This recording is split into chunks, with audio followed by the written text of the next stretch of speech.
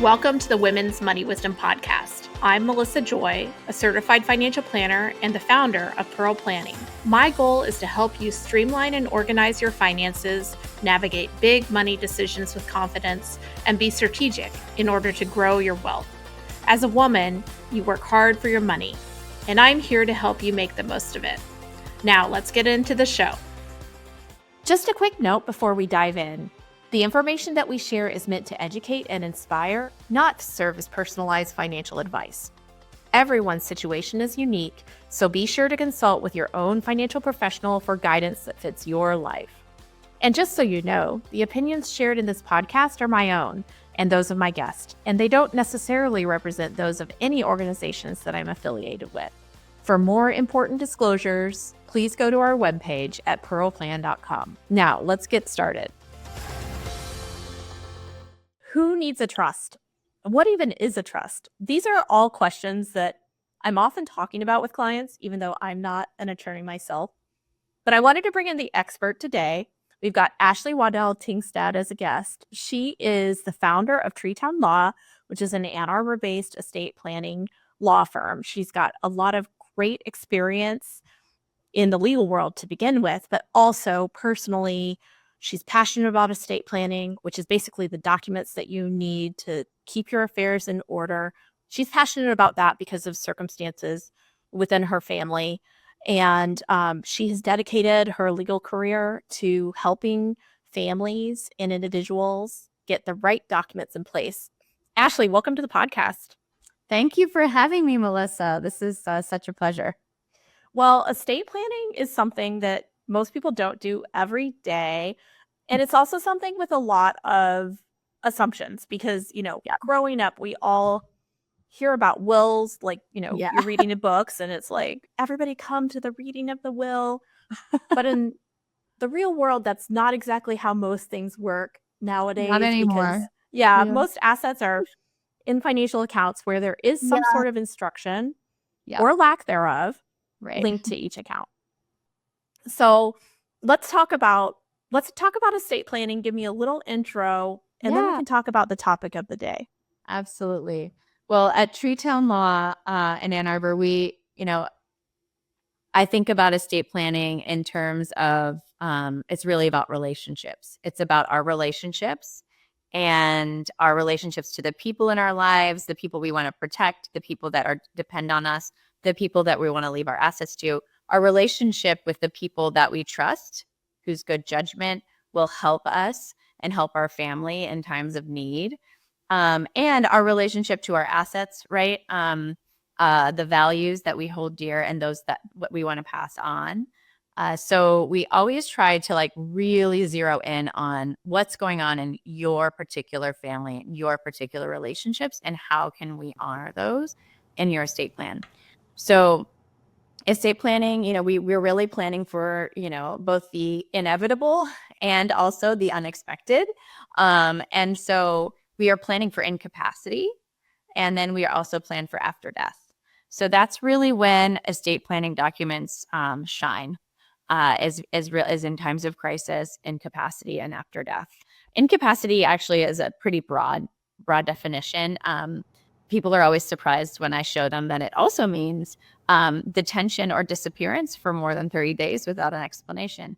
So, God forbid, I say your cruise ship gets lost in the sea or something like that, or you get quarantined because there's somebody who got sick on your cruise ship. You could be detained for more than 30 days and unable to manage your affairs. So those are all types of incapacity. But then, of course, other types of incapacity, medical and cognitive incapacity, really, really important. So those are the two times that we plan for. And so we have different sets of documents that really help us and help guide us and are legally operative at these times. So at a high level, the vague documents when it comes to incapacity are our power of attorney for finances.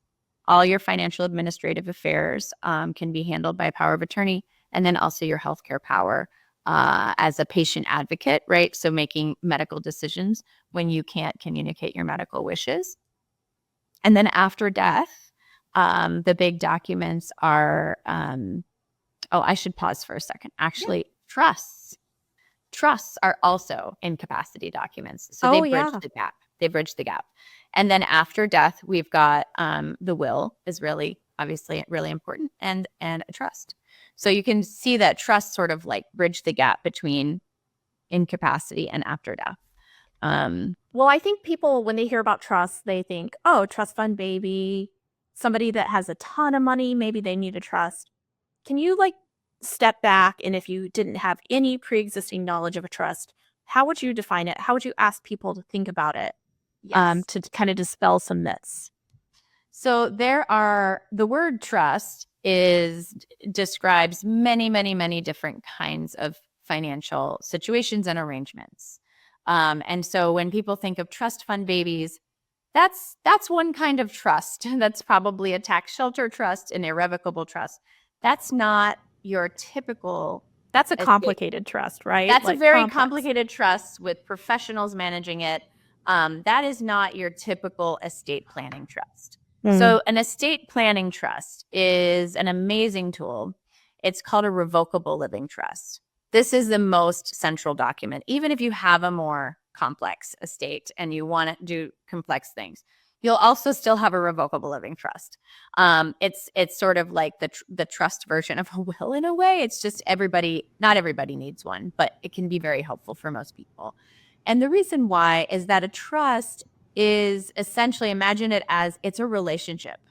It is a relationship between three roles. No matter what kind of trust that you have, whether it's a complex one or a simple or a living trust, or somewhere in between, you're always going to have these three roles. The three roles are the trust maker who makes the trust. They design the trust, they put the money in, they are typically, making all the rules. The trustee manages the trust assets based on the trust agreement. So it's based on the document that the trust makers have created. And then the beneficiary is the lucky one. They get the benefit of the assets. And so during someone's lifetime, if they create a revocable living trust, during their lifetime and while they have capacity, they're going to serve as all three roles. So all three in one. And the revocable living trust is called a grantor trust. What that means is that it does not have a separate identity separate from the trust maker. It is just the trust maker's money. It takes the trust maker's social security number. So if the trust maker if you have a trust account in your revocable living trust and it earns income, you're going to report that income on your regular tax return. Yep. There's no separate tax filing, no separate complication. It's just another investment account. Or it's really just the title on the account, and that it has some extra Exactly. set of instructions that might be useful, or probably will be useful at some point, but we don't know when. Right. And because the trust is totally revocable, amendable, restatable on the part of the trust maker can use that money as they wish. They have the right to fund them, to put money in and take money out at will. So they really, it doesn't change their relationship with the assets. And so that is during lifetime while you have capacity.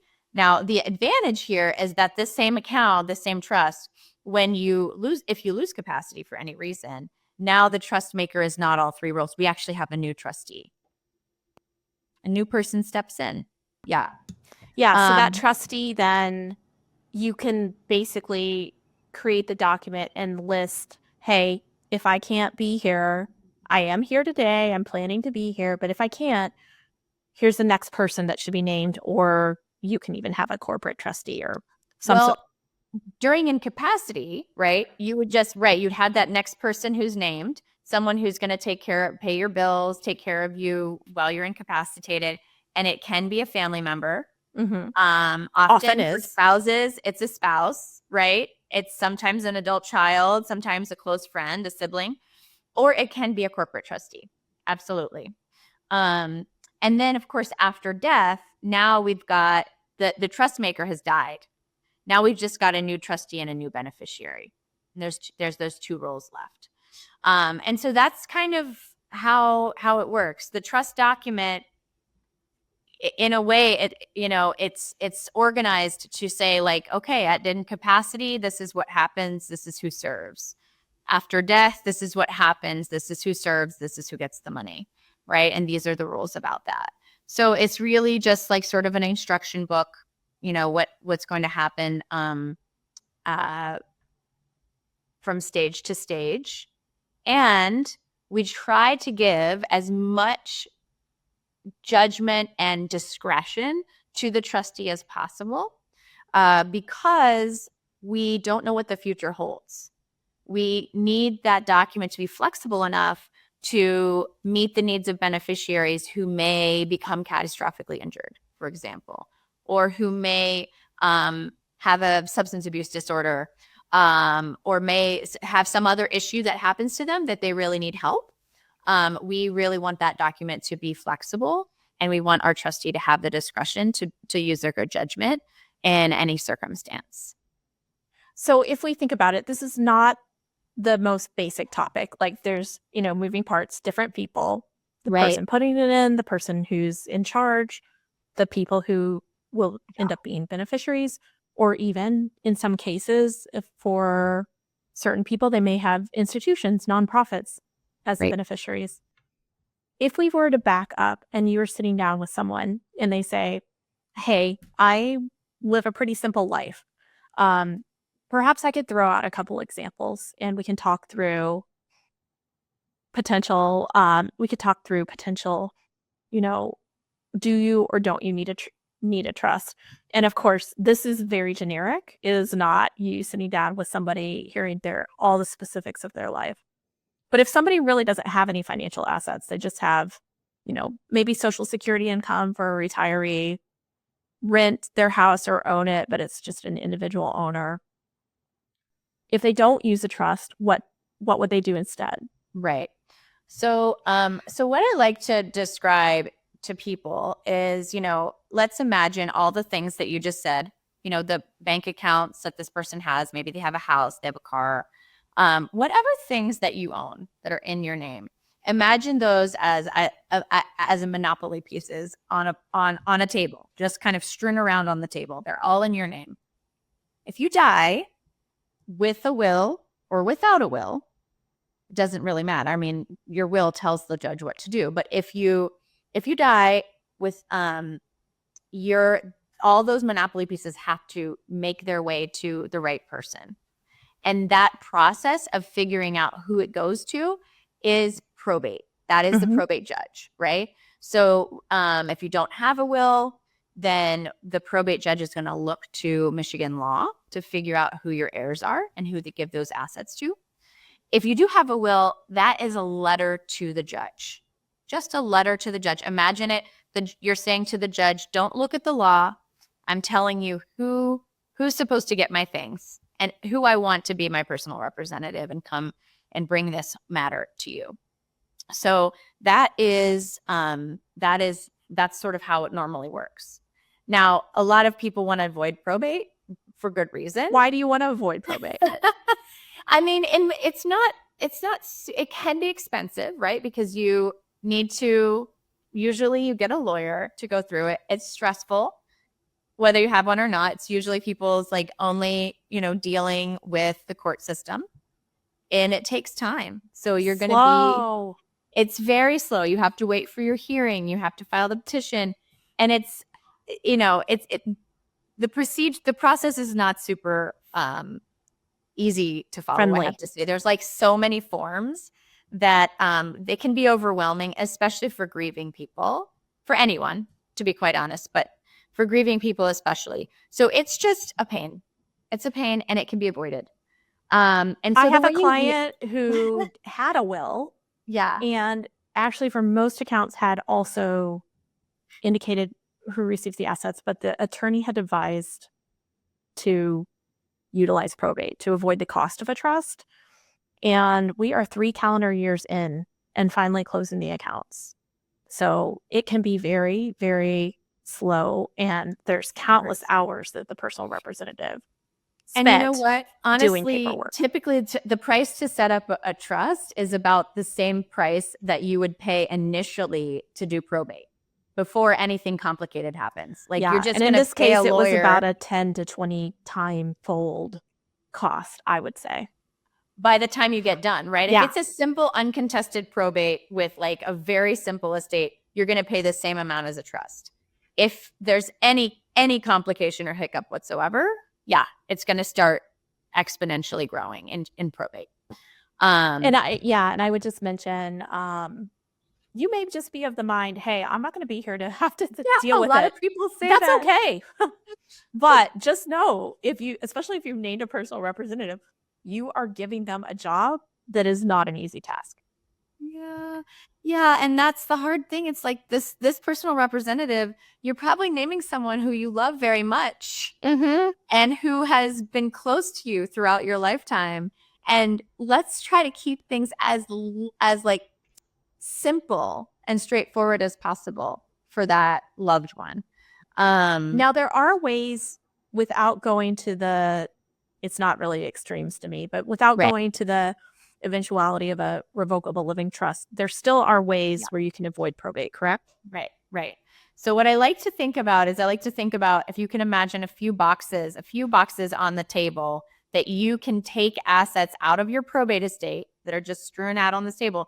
If you can pluck those assets out of your probate estate and put them in the box so that they won't go through probate, they'll go directly to a beneficiary. So the biggest one is beneficiary designations, right? So we have to do those when we create a life insurance policy.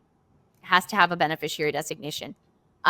Typically, we also do beneficiary designations when we have retirement accounts. You set that up with your employer. But often they might start and set that up with their employer and then later get married, later have life changes, and never look back at that beneficiary designation. Later get divorced, but they still have their ex-spouse named. Yeah. So what we like to, part of the estate planning process is just getting that inventory, right? When people are working with someone like you, Melissa, their beneficiary designations are up to date. But a lot of my clients who come in who don't have financial advisors are telling me, I have no idea who's on that. I have to go look that up, or it was from 5 employers ago. That's that sort of thing. Well, and I just make a note because we sit in Ann Arbor, Michigan, where the biggest employer is University of Michigan. If you have an employer plan that has a 401a, 403b, 457, an alphabet soup, you might have updated one, but not all. I've seen a lot of custodial lack of beneficiaries where maybe there was some piece of paperwork 20 years ago, but it's not showing up digitally. Here's a reminder, a to-do from this episode. Go back and check your beneficiary designations. You might be surprised. Yes. We cover a lot of surprises in this practice. Yeah. So and ones that needed to be corrected, right? Like not good surprises. Right. So we covered life insurance and retirement accounts, both biggies, because that's often those are big pools of money in many cases for families. Ones. But what about like your bank account or a brokerage account, things like that? So those accounts, sometimes you have to jump through hoops to get a beneficiary designation on them. It's not it's not the same as automatic. Definitely not automatic.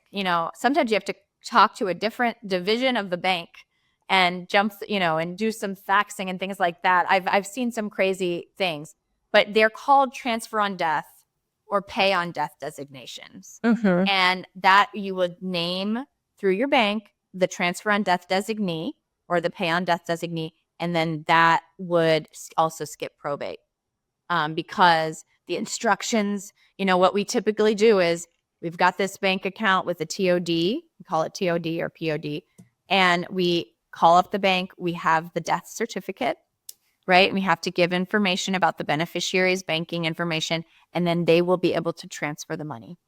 Yep. So that is really, really helpful and important, and it's much, much quicker than going through probate.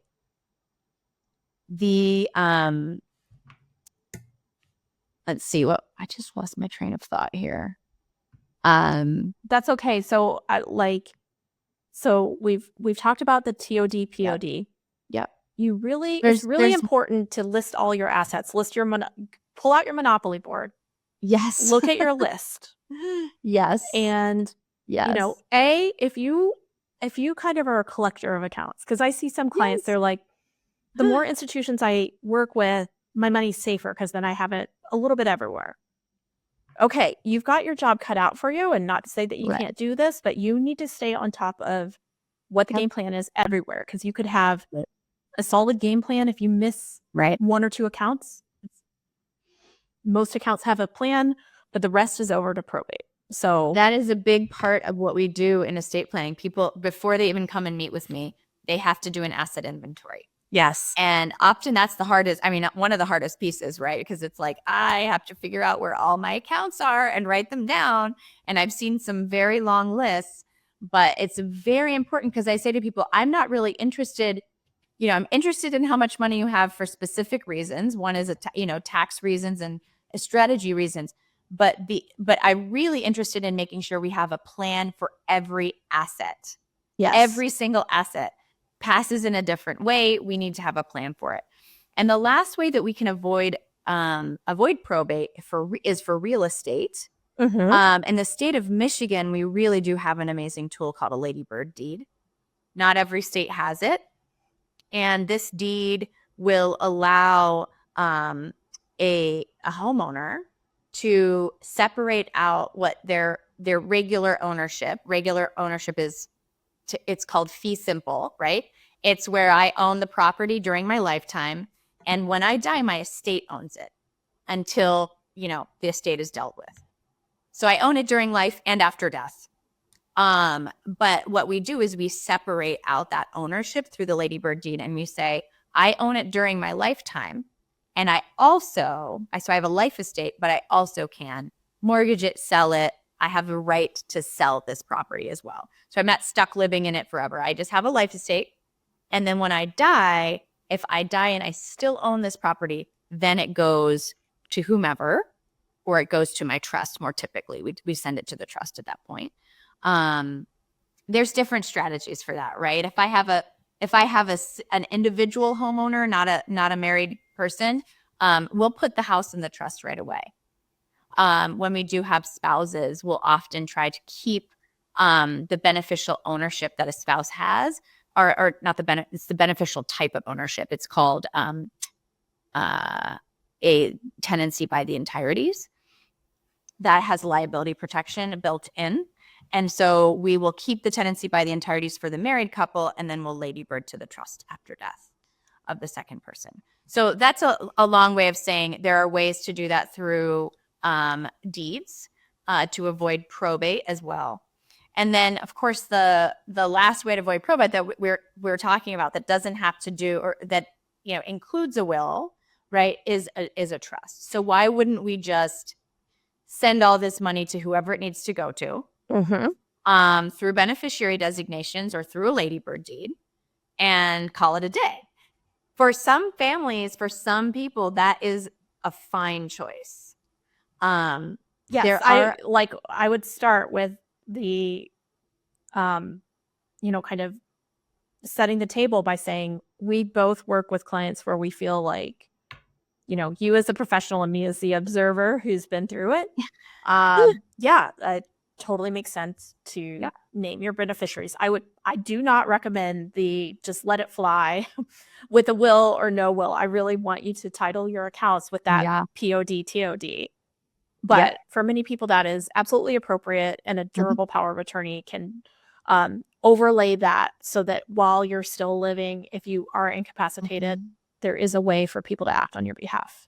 Absolutely. So that's the thing about the durable power of attorney. If you, again, imagine all these pieces on the board, the durable power of attorney can step in when you cannot and actually manage those assets that are on the board.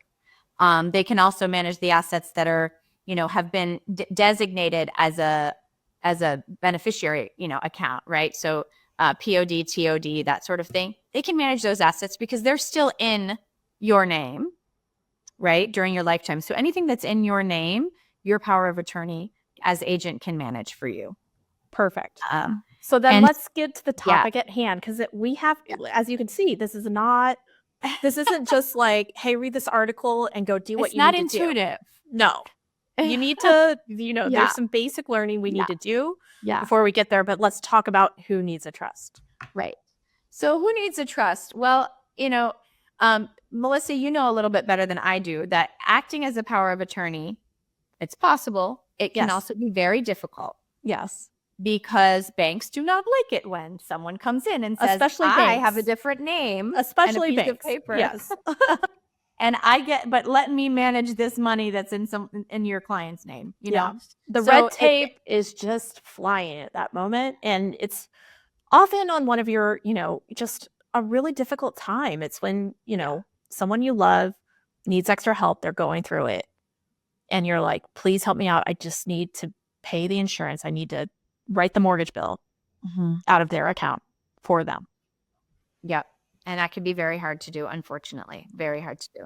So when we really think we're going to have, maybe we may very well have an incapacity situation, right? So sometimes I'll give an example. I mean, if I have a widow coming in, or even an older couple, or someone with some type of illness, right? And they're like, I'm worried people are going to have to take care of me. Maybe they have a very responsible people in their lives who would love to help them. In that case, sometimes we put everything into a trust specifically for incapacity planning. So we would put all those bank accounts into the trust. We put the house into the trust. And now the trustee can manage those assets for the trust maker, right? And they can make sure that all the bills are paid. They can make sure the taxes are paid. They can fix the roof if it's leaking. And they can do those things much more easily as a trustee than as a power of attorney. Yep. You still need the power of attorney for retirement accounts because the trustee is not going to be the retirement account. The trust is not the owner of your IRA or 401k, et cetera. Right. But we for still have anything to have else, a power of attorney. Yeah. For the bank accounts especially, but then any investment accounts that are not retirement accounts, then, this is a very effective way to have more instructions and a friendlier engagement with the financial institution. Absolutely. What I tell people is, often because people get confused about like who's the power of attorney, who's the trustee in incapacity. And I think about it as like a bit of a Venn diagram. Often we have the same person named, but it just depends on which hat they're going to put on. For this account, I have to put on my power of attorney hat. I'm going to try to cancel this Xfinity. I need to wear my hat for a power of attorney. And then for I put my trustee hat to manage trust assets. And so it just, it's just which hat are you going to wear for that particular task. Right. And then when it comes to after death planning, trust can be very helpful. First of all, everything that's in the trust already, either because we've already titled it in the trust during our lifetime, or because we have beneficiary designations that name the trust.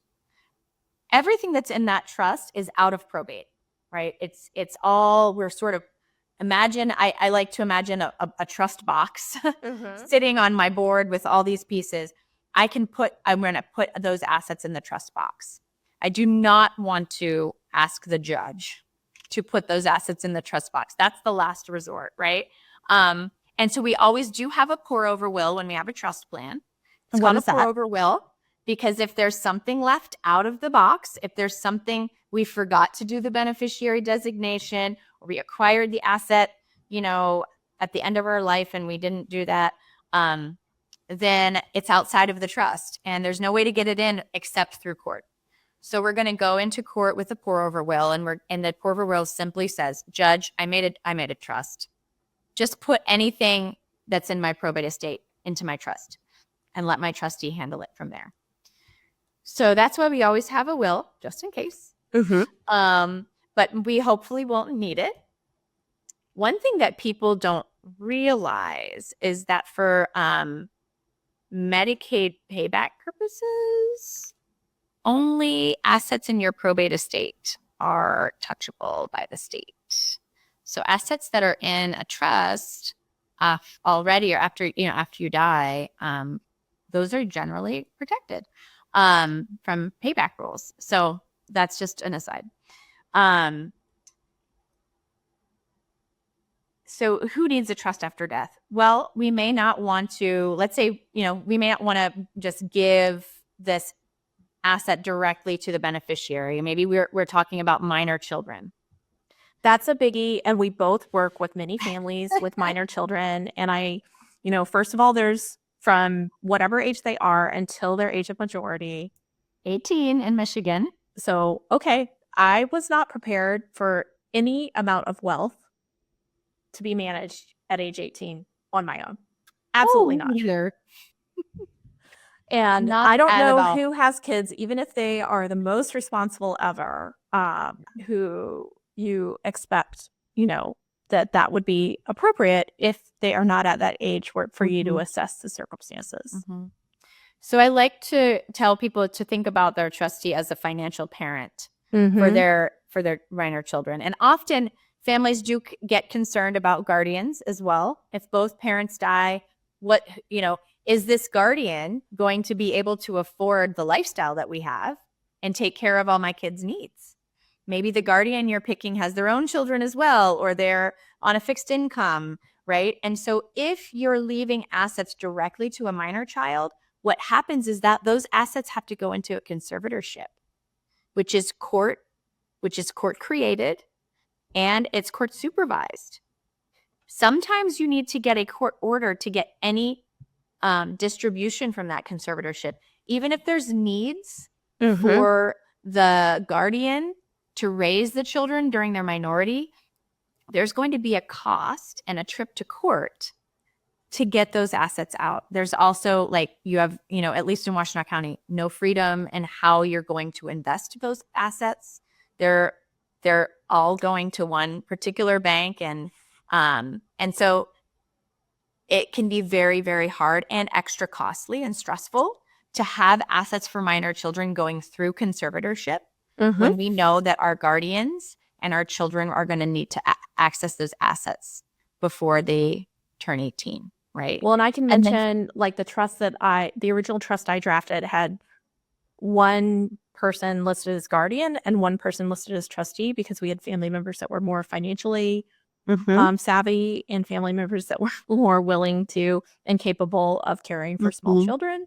And we also had provisions in there for, hey, if somebody's taking care of our kids, we're not going to give them a big percent of our estate, but we're going to pay them for costs as well as have provisions so that they can make adjustments to their family, knowing that they have 2 additional kids. Totally. As well. Sometimes they might need to buy a van. Yeah. Or right? Move to a different house depending on the circumstances and how many kids are involved. And sometimes people are just like, no, it's complicated. I'm just going to leave my money to my brother and then they'll take care of the kids. No, that is just cringy from our perspective, because so many things can go wrong. It's dangerous. You don't know who, there's no, kind of chain of custody that you can control after that happens. Even if it's a tax obligation for them. We could trust your brother to the cows come home, and your brother, that those assets are in his estate if you leave them to him. They're in his estate. Guess what? They're accessible to creditors. If he crashes into a car and injures someone, the plaintiff attorney who comes after him is not going to care that that's the money that you gave him for your kids. That's accessible to his creditor. It's also could become marital property and to be divided with a spouse upon divorce. So there are lots of reasons why you don't want to leave cash just to your brother to take care of your kids. Yeah. It has to be protected in an account for your kids. And so same goes for, I've also heard we're just going to leave it to the oldest child. They'll figure it out because it's complicated, something like that. No, not a good idea. Right. And that oldest child is not obligated. I mean, you've irrevocably gifted given this asset to the oldest child. There's no legal obligation for them to share it. Not only is there not a legal obligation, but there is an obligation for them to pay the taxes associated with whatever they've received. There's also there are limitations excluding a gift tax return for you for how much you can just randomly give. So exactly. Take a pause.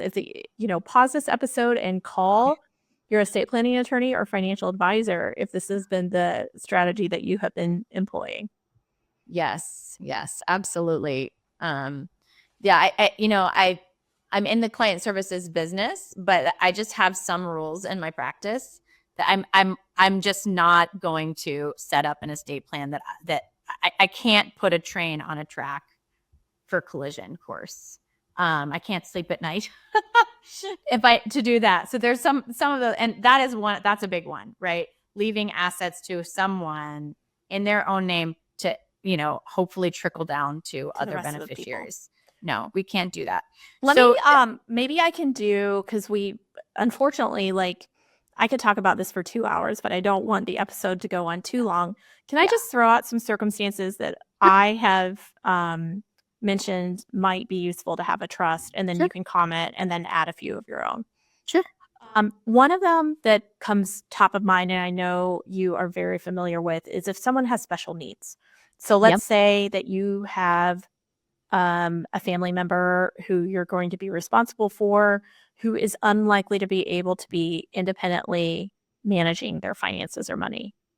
How can a trust address that? So there's a couple of issues. One is they're unlikely to be able to independently manage their assets, and also they may be eligible for government benefits, for needs-based government benefits. So if they have too many assets in their own name, they're actually going to miss out on some very helpful benefits that will help them in the long run, right? So if someone has special needs and they're going to, need support for 60 years or 50 years, it's very hard to have enough money to make it that far, right? And so what we want to do is we want to be able to access Medicaid and access some of these other benefits that are very, very helpful, as well as having a pot of money to meet financial needs that are not met by the benefits, right? And so that's a special needs trust or a supplemental needs trust. And the trust can be designed and set up by parents or by third parties for the benefit of a person who is a special needs person. And those trusts have to be very specifically designed. They have to have specific language in them to make sure that they work, because the agencies who are the benefits agencies are going to be reading those trusts and making sure they're in compliance. And then we also want to make sure that we have trustees of those trusts that are sophisticated enough to manage those kinds of trusts. But they are very helpful and crucial, really, for families who have kids with special needs. And it's also important, too, to tell other family members, right, that you don't want them leaving money to your child with all the great intentions that they have in their will, because those assets then will be in the child's name, and now they're going to be a problem. Now there's going to have to be other more sophisticated and costly trusts set up. Or limitation of benefits that could be a potential outcome. They could lose benefits for a while as well, or a long time. So there's lots of different solutions for that, for families who don't have quite enough money to put into a standalone special needs trust. There's actually pooled trust options that are wonderful. And there's also the standalone trust options, but very, very helpful and critical. Let's say that you have 3 kids that are independent and everything's going swimmingly. Maybe there's a kid that has substance abuse issue. You just don't know how the marriage is going. You don't want assets they inherit to be part of marital property for this beneficiary. Maybe they're in a high-risk profession where they may be more likely to be have liability lawsuits, things like that. Talk to me about how the use of a trust could assist in a case like that. So trusts are magical arrangements in that I could have there's a pot of money that is for my benefit if I'm the beneficiary, but it's not technically mine. It's not in my estate. It's for my benefit, though. So I get to have distributions from that account, or I get to have that account pay certain bills for me, or maybe make a down payment on my house. But those assets aren't in my own bank account in my own name, so that they don't become marital assets. They just don't. They're in a separate protected account. And if parents have concerns about the money that they're leaving to becoming a marital asset, for whatever reason, people have their, concerns, keeping it in a trust for their adult child will prevent that. And it will take away like the awkward situation of the child inheriting a big chunk of cash and saying, I'm going to keep this in my own separate bank account. I'm going to make a bank account with my own name on it, and I'm not sharing it, and I'm not putting it in a joint fund. That can feel complicated in a marriage. So really the trust makers, the parents, can take away that complication by just making it a trust, for their adult child and keeping it in trust. The other thing is that, like you said, what if you are in a high risk profession and you may get sued?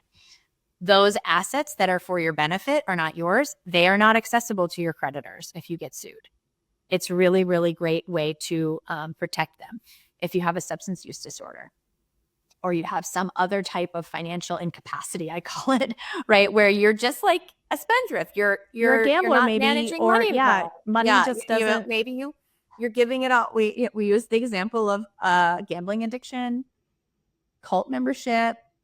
People give their money away sometimes. And so if they need protection from that, we've got a trustee, and they can pay your bills. They can pay for substance abuse treatment.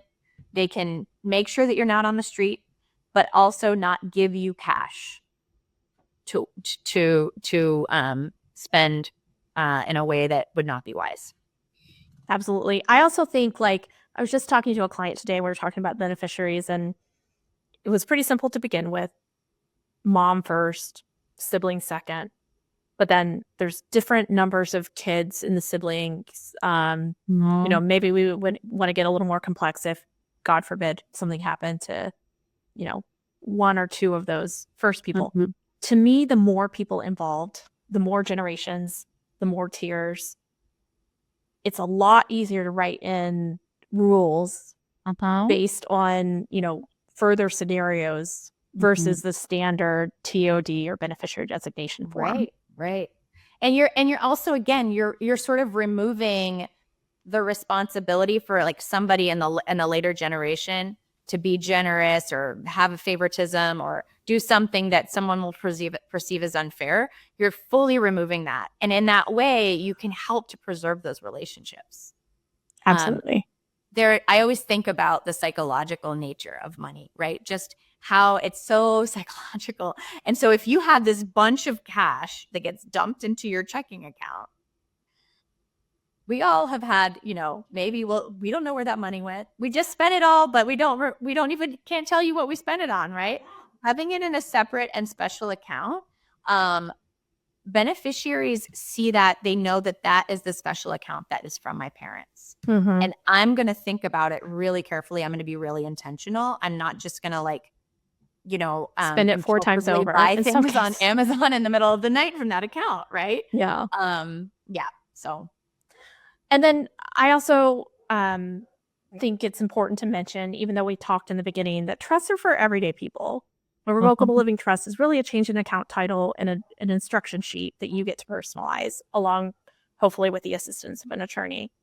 But when you are in a high wealth circumstance, it definitely, to me, makes more sense. It's more complicated. There's more money at stake. Mm-hmm. Privacy issues with when you go to court, and then other people could find out, kind of what wealth is at stake here. Right. A lot of different reasons. But certainly to me, the higher net worth circumstances often lend me to say, hey, cost benefit wise, you're going to pay a little bit more to draft a trust document. And maybe we can talk about those costs in a moment. But when I look at the cost benefit, I mean, it's definitely pushing up the price of probate process when you have more assets and money. Oh, yes. And probate is public. Wills are public documents. Probate proceedings are public. All the filings in probate are public, including an asset inventory where you list everything and the value of everything. It's all public information. And so people want to keep that private. And for people with higher net worth or special kinds of assets, trust can be very helpful. So one thing that, there are different ways to leave money to a beneficiary, right? You can leave assets to a beneficiary such that those assets will be counted in their estate at their death, for example. You can leave assets to a beneficiary through a trust such that it will be part of their own estate during life. But you can also leave assets to a beneficiary in a way that it will never be part of their estate.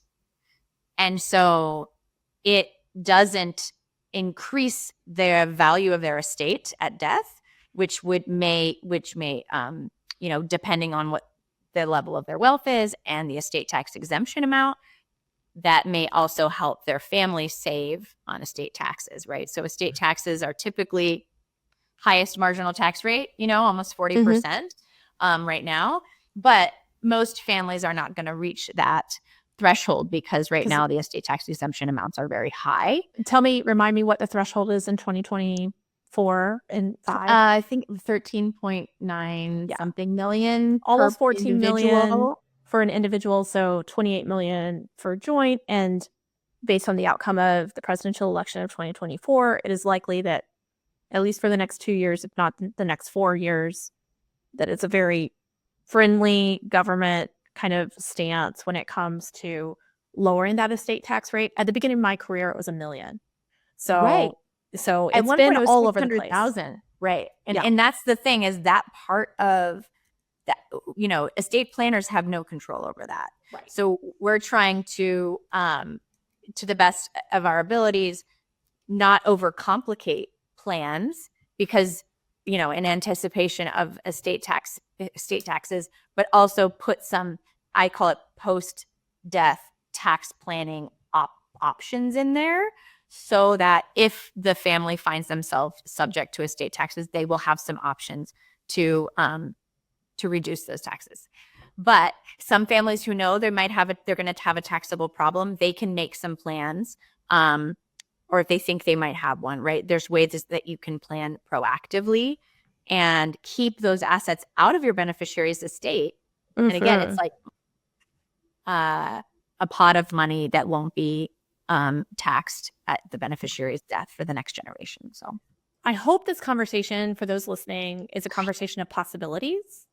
It's not a prescription because every person is different. And I hope you hear in our conversation that a lot of thought goes into successful estate planning. One of the things when you were just mentioning, hey, there could be a possibility of receiving assets that would never be in your estate. Not receiving, but having assets that are there for your benefit that would never be included in your own probate estate or your own estate. But I loved what you said too, Ashley. You can get really complicated. You can get very complex. You can have multiple trusts and things like that. I love the balance of meeting your needs, but also not overcomplicating things. Right. I know you kind of take that approach as well of very much as a practitioner. Things should only be, as complicated as they absolutely need to be and no more.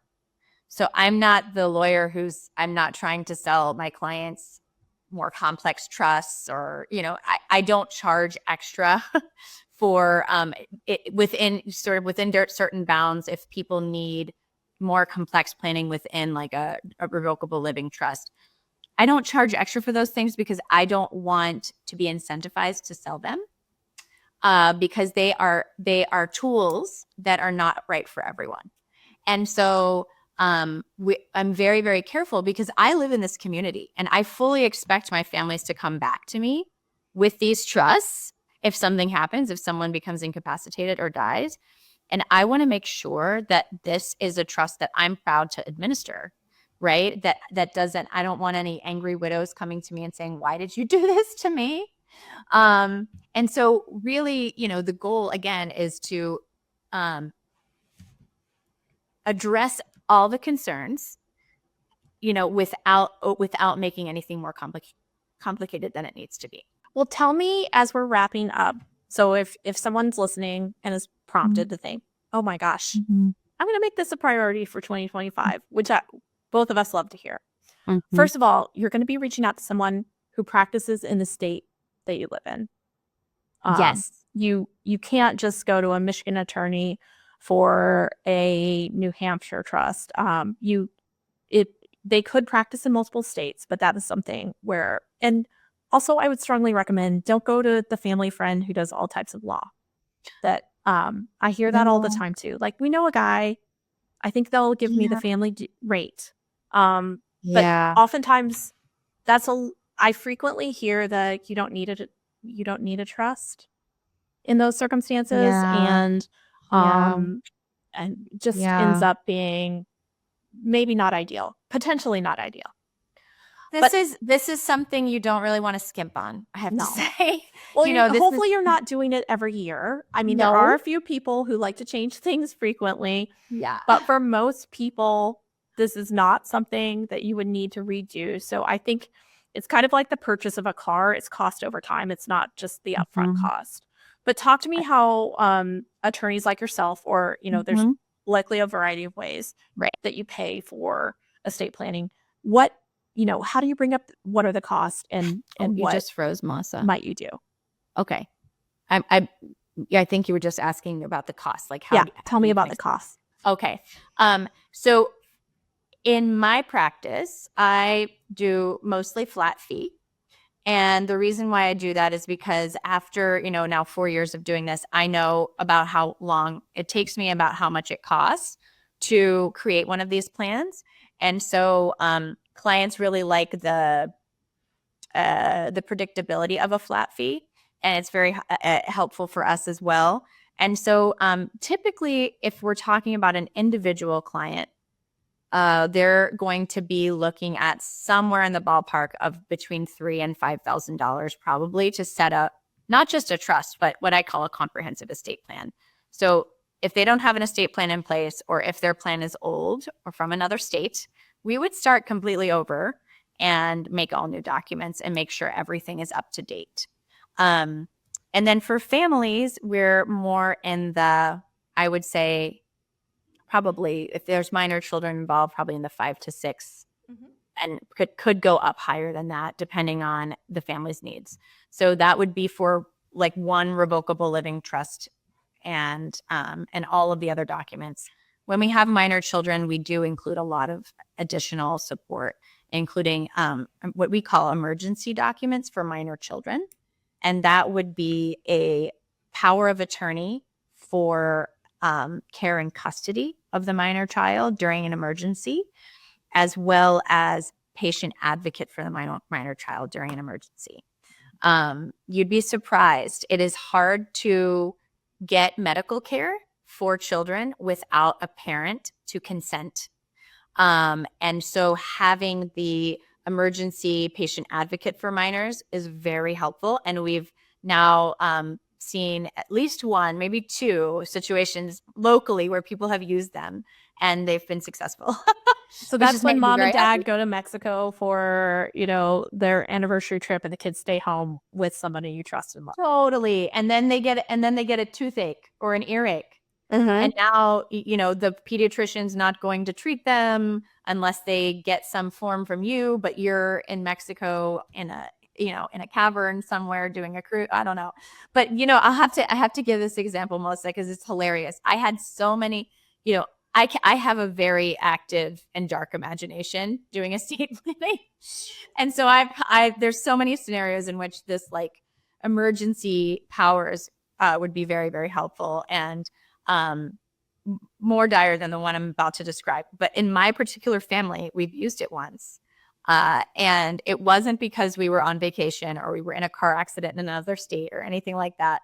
It was because my husband was out at a bar and didn't have his phone on. And I was literally laying in bed with my phone silenced.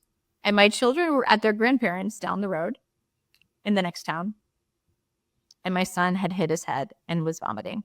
Oh. And so they were worried. They were worried he had a concussion and they want to take him in. So I missed like 20 calls from my mother-in-law. And finally, my father-in-law just took those emergency documents. I'm laughing because it all worked out, I'm assuming. And my son was fine. Good. He was totally fine. But they accepted those and gave him care when I was unavailable, which I was, And so that's not the typical use of the documents. That's not actually why I created this, but it worked and it's very, very helpful. So they didn't even need, to get in touch with me to give care to my son. Way to go, Grandma and Grandpa. I'm That's very right. impressed that they grabbed the documents too. And that's, I would note it's very helpful to share your executed documents with your financial planner because we can keep them on file if you're, it might be a copy, but if you're in Mexico or, not awake, you can be backed up. Hey, contact Melissa's office. They might have a copy too, as well as your office.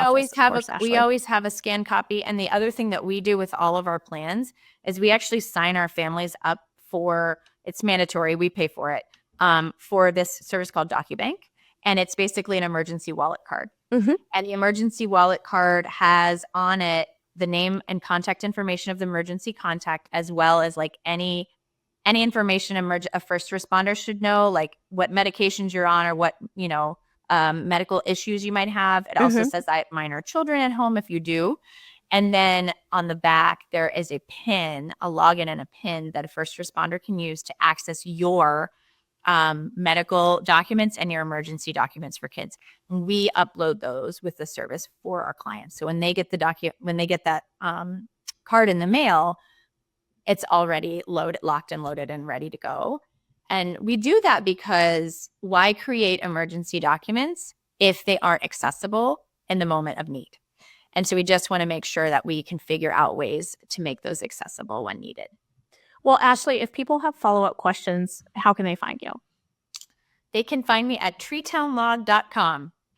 And please reach out. We have, I'll give you the link for our contact page, but you can set up a 15-minute complimentary consult with me at your convenience. And I'd love to get on the phone and meet you. And we also, my email address is ashley@treetownlaw.com. Our number is 734-224-3977. Well, I know many listeners, they may even have an estate plan or a trust, but it's time to update it. And for so many people, it's on the to-do list, but it's complicated. It's not the most fun topic of like, who do you trust if something goes horribly wrong? Yeah. We can kind of have the gallows humor here, Ashley. But for people that don't talk about this stuff all the time, it may not be as comfortable. But I would encourage those of you who know that you need to address some of these things with or without a trust to make that a, intention for the new year to get things done. It's such a relief when you have something in place. And there's no perfect estate plan. I would encourage you to say, progress over perfection when it comes to an estate plan, because it is so difficult and complex. But please consider getting things updated. It's a gift to yourself and to those that love you. Absolutely. Absolutely. And, if you're local to Ann Arbor, we try very hard to make our office very cozy and welcoming. We know people are nervous when they come in and it's a heavy topic. And, I would just say work with somebody who you trust and you feel comfortable with, because you're going to get to a better outcome if you can really be honest and go deep in this planning process. Well, thank you so much, Ashley. Thank you. Thanks for having me.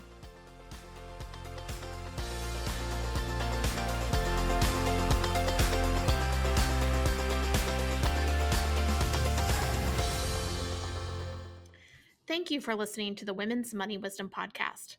If you found value in this episode, the best way you can support the podcast is to forward an episode to a friend or leave a review. Go to pearlplan.com and the podcast link to get all the resources and links mentioned.